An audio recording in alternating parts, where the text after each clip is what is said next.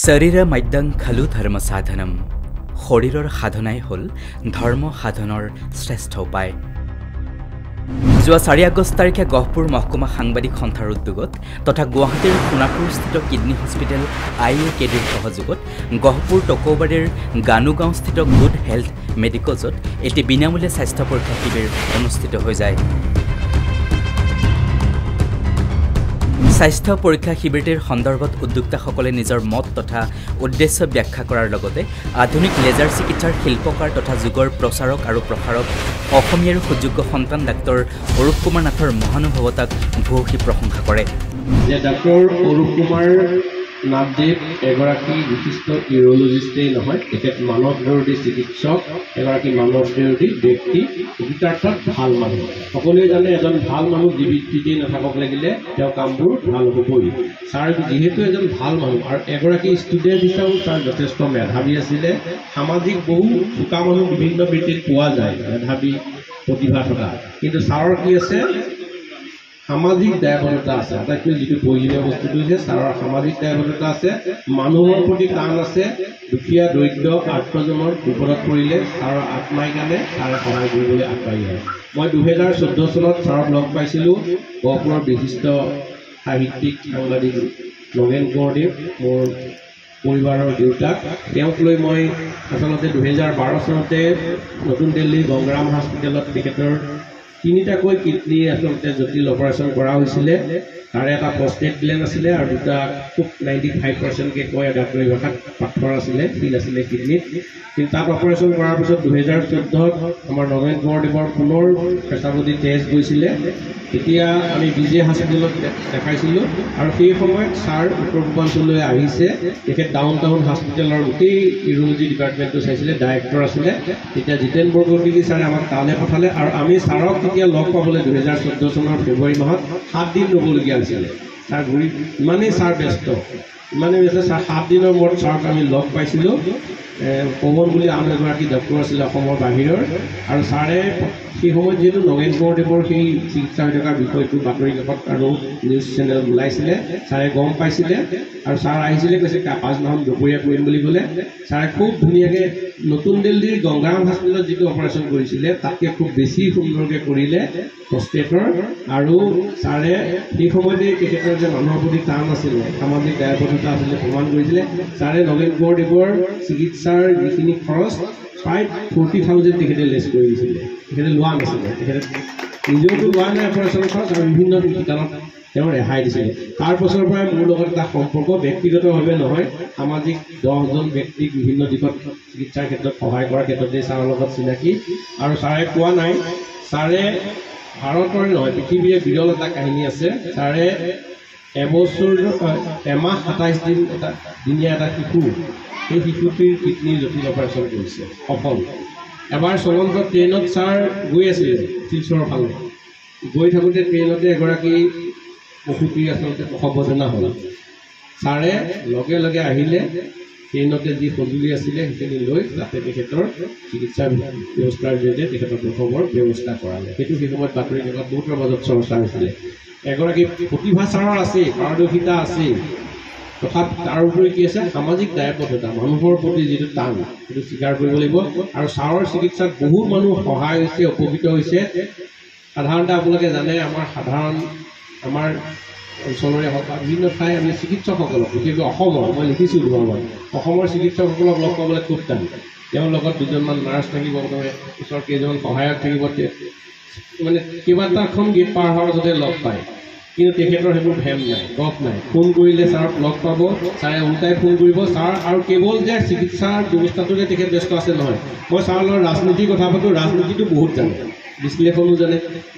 যুগৰ ক্ষেত্ৰত ধৰক দেশটো ভাল কৰি ৰাখিবৰ কাৰণে আমাৰ স্বাস্থ্যটো কি ব্যায়াম কৰিব লাগিব, কি যোগাত কৰিব লাগিব, সেইবোৰ নিজে ছাৰ যোগবিদু বুলি ক'ব, ছাৰ নিজেই কৰে। অকল এইটো নহয় যে এজন চাওক ইউৰোলজি, তেওঁ ক'লে তেখেতে ইণ্ডিয়াৰ ভিতৰত টপ 4 আছিলে। আৰু সেই সময়ত গুজৰাটত ছাৰে খুব সম্ভৱ হেৰি লৈছিলে, আহমেদাবাদত খুব কম আছিলে, অসমৰ সেই সময়ত চিকিৎসক কম ইউৰোলজি। তৎসত্ত্বেও কিন্তু ভাৰতীয় যিখিনি পৌৰাণিক আমাৰ বিজ্ঞানসন্মত যিখিনি আমাৰ চিকিৎসা ব্যৱস্থা আছে, বিশেষকৈ স্বাস্থ্যটো সুৰক্ষা ৰখা, ছাৰে সেইখিনিও কৰে যুগৰ ক্ষেত্ৰত। বেলেগ মই কোৱা নাই অন্ধবিশ্বাস সেইখিনি।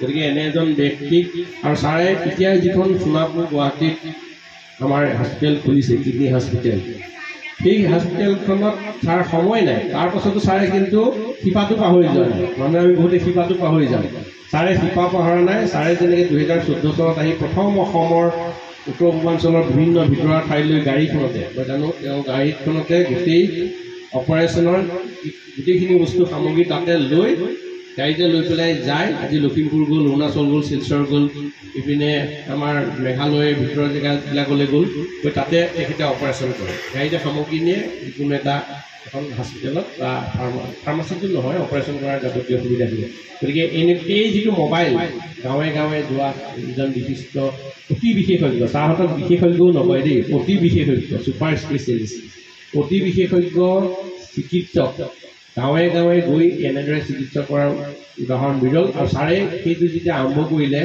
এতিয়া অতি বিশেষজ্ঞ চিকিৎসক বিভিন্ন বিভাগৰ আপোনালোকে চাব গুৱাহাটীত ঘূৰি নাথাকে বিভিন্ন জেগালৈ যায় ধেমাজি যায় গুণাই যায় গহপুৰ আহিব বিভিন্ন জেগালৈ যায় এই যিটো ধাৰা পজিটিভ এটা ধাৰা ছাৰে আৰম্ভ কৰিলে ছাৰে তাৰ বাবে ধন্যবাদৰ পাত্ৰ উল্লেখ্য যে IUCDৰ মুখ্য পৰিচালন সঞ্চালক তথা মুখ্য ইউৰলজি বিশেষজ্ঞ লেজাৰমেন ক্ষেত্ৰত ডাক্তৰ অৰূপ কুমাৰ নাথ আৰু তেওঁৰ সহযোগী চিকিৎসক তথা স্বাস্থ্যকৰ্মীসকলে প্ৰতি দেওবাৰে অসম তথা উত্তৰ পূৰ্বাঞ্চলৰ বিভিন্ন ঠাইলৈ গৈ প্ৰস্ৰাৱ তথা কিডনি সম্পৰ্কীয় সৰু বৰ ৰোগৰ চিকিৎসা বিনামূলীয়াকৈ প্ৰদান কৰি আহিছে যদি আমি ৰাইজৰ মাজলৈ নাহোঁ তেতিয়াহ'লে বহু ৰোগ ৰাইজৰ যিটো সজাগতা থাকিব লাগে সচেতনতা থাকিব লাগে তাৰ কিছু অভাৱ থাকে আৰু আমি বিভিন্ন কামত ব্যস্ত হৈ থাকোঁ বিভিন্ন কামত ব্যস্ত হৈ থকাৰ কাৰণে আমি নিজৰ স্বাস্থ্যটোৰ যত্ন লোৱাটো আমি সদায় পিছফালে ৰাখি থওঁ আমি বছৰত এবাৰ নিজৰ স্বাস্থ্যটো পৰীক্ষা কৰিব লাগে আমাৰ ওচৰলৈ এতিয়া এজন যুৱক আহিছিলে তেওঁৰ কিবা এটা কাৰণত এটা সৰু অস্ত্ৰোপচাৰ লাগিব তেওঁ কৈছে যে নাই মোৰ আগতে কিবা এটা দুৰ্ঘটনাও হৈছিল তাৰ কাৰণেও কিছু অস্ত্ৰোপচাৰ হৈছিলে এটা অস্ত্ৰোপচাৰ লাগিব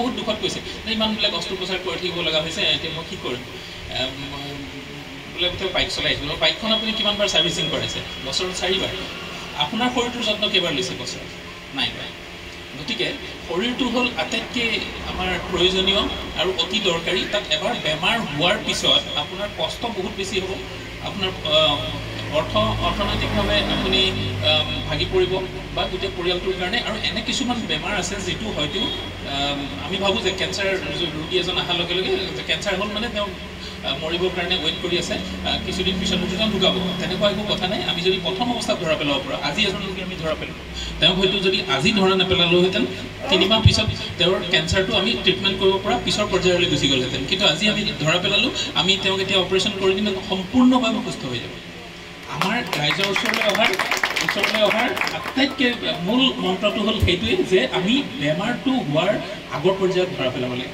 আমি আমাৰ স্বাস্থ্যটোক ইমান ভালকৈ ৰাখিব লাগে যাতে আমি কোনো ধৰণৰ আমি বাধা দিব পৰা বেমাৰবিলাক নহয় বয়স বাঢ়িব এবাৰ লাহে লাহে প্ৰেছাৰ চুগাৰ কিছু এনেধৰণৰ কিছু অসুবিধাটো বয়সৰ লগে লগে আহিবই কিন্তু আমি যদি স্বাস্থ্যটো পৰীক্ষা কৰোঁ আমি এই বেমাৰবিলাক যদি প্ৰথম অৱস্থাত ধৰা পেলাব পাৰোঁ মই যেনেকৈ ক'লোঁ যে আমি কেঞ্চাৰ ৰোগ সম্পূৰ্ণৰূপে নিৰ্মূল কৰিব পাৰোঁ নিউৰলজি বিষয়ক বিভিন্ন অসুবিধা পাথৰ কিডনিৰ কেঞ্চাৰ আদিৰ বিষয়ে এটা সজাগতা সৃষ্টি কৰাৰ উদ্দেশ্যে আমি বিভিন্ন ঠাইত যি আমাৰ বিনামূলীয়া সেৱা আগবঢ়াই আহিছোঁ তাৰে এটা অংশ হিচাপে আমি আজি ইয়ালৈ উদ্যোগ মেডিকেল টকৌবাৰী গহপুৰলৈ আহিলোঁ আৰু আমাক ইয়ালৈ আহ্বান কৰাৰ কাৰণে ভাস্কৰজ্যোতি ভূঞা ডাঙৰীয়া আৰু সুমন শইকীয়া ডাঙৰীয়া তথা গুড হেল্থ মেডিকেলৰ স্বত্বাধিকাৰী এই সকলোকে মই মোৰ অন্তৰ্নিহিত কোণৰ পৰা মই নমস্কাৰ জনাইছোঁ আৰু আজি মই আশা কৰিছোঁ যে ইয়াতে যিসকল ৰোগী আহিছে তেওঁলোকক আমাৰ যি আমাৰ ফালৰ পৰা যি সেৱা থাকিব তাৰ দ্বাৰা যাতে তেওঁলোকে কিছু উপকৃত হয় আৰু নিজৰ সময়ে নিজৰ স্বাস্থ্য পৰীক্ষা কৰাবৰ কাৰণে তেওঁলোক অনুপ্ৰাণিত হয় এটা সজাগতা আহে সচেতনতা আহে সেই উদ্দেশ্যে আমি ইয়ালৈ আজি আহিছোঁ মই তথা মোৰ সহকৰ্মীসকল IUCDৰ পৰা আহিছোঁ আৰু যথেষ্টসংখ্যক ৰোগী আহি ইতিমধ্যে আমাৰ চিকিৎসা পৰামৰ্শ লৈছে মই ভাবিছোঁ এই আমাৰ পৰামৰ্শৰ পৰা তেওঁলোক নিশ্চয়কৈ উপকৃত গহপুৰ টকৌবাৰীৰ পৰা বিপ্লৱ কাকতিৰ সহযোগত অশোক কুমাৰ নাথৰ ৰিপৰ্ট নিউজ হেল্থ প্লাছ